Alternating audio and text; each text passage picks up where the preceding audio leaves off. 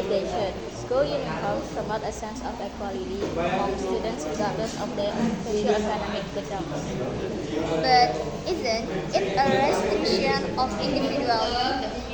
Students should have the freedom to express themselves without their clothing choices. That's a valid point, but uniforms also eliminate distraction caused by fashion competition and reduce instances of bullying based on clothing. I see your point.